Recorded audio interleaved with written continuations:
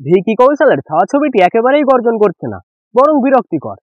ঐতিহাসিক চলচ্চিত্রগুলি সবসময় দর্শকদের প্রিয় হলেও সেগুলি খুব কমই তৈরি হয়, কারণ এতে প্রচুর ঝুঁকি থাকে।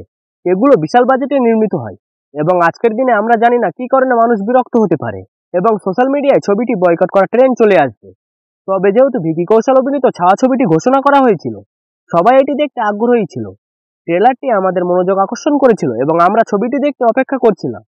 তাহলে ছাওয়া কি আপনার সময় এবং অর্থের মূল্যবান? শিবাজি মহারাজের মৃত্যুর পর ঔরঙ্গজেব ওরফে অক্ষয় খান্না ভাবেন যে এখন তিনি দেকান অধিকার করতে পারবেন এবং শাসন করতে পারবেন।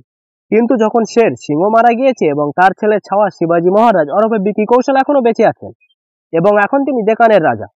শিবাজি মহারাজের একমাত্র ইচ্ছা হলো স্বরাজের অনুভূতি বজায় রাখা এবং মুঘলদের দেকান শাসন করতে না দেওয়া। কিভাবে শিবাজি মহারাজ দেকানকে ঔরঙ্গজেবের হাত থেকে রক্ষা করেন তা বাকি গল্পের বিষয়। ছবির প্রথম অর্ধেকটা খুবই মনোরঞ্জন নয়, এখানে কোনো হাততালি দেওয়ার মতো মুহূর্ত নেই। সিনেমাটা শুধু চলে যায় কোনো উত্তেজনা ছাড়াই। দ্বিতীয় অর্ধে যখন শিবাজি মহারাজ এবং তার সৈন্যরা যুদ্ধের পরিকল্পনা করেন, তখন আমরা সত্যিই অনুভব করি যে এখন সিনেমাটি উত্তেজনাপূর্ণ হবে। কিন্তু আবারও আমরা হতাশ হই। শেষ 45 মিনিটে ছাওয়া কিছুটা ভালো হয়ে ওঠে, কিন্তু আবারও শেষাংশটা বেশ দীর্ঘ মনে হয়। এছাড়াও এটি একটি মারাঠি যোদ্ধা ভিত্তিক ছবি, কিন্তু মারাঠি ভাষায় কিছুটা কথা বলার বাইরে সমস্ত সংলাপ হিন্দিতে এবং অভিনেতারা মারাঠি উপভাষায় কথা বলছেন না।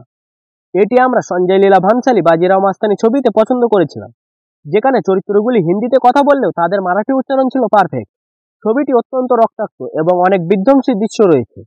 তাই যদি আপনি আপনার সন্তানদের সঙ্গে দেখতে যাওয়ার পরিকল্পনা করছেন, তবে আমরা সতর্ক করছি যে তারা অনেক দৃশ্যে অস্বস্তি অনুভব করতে পারে।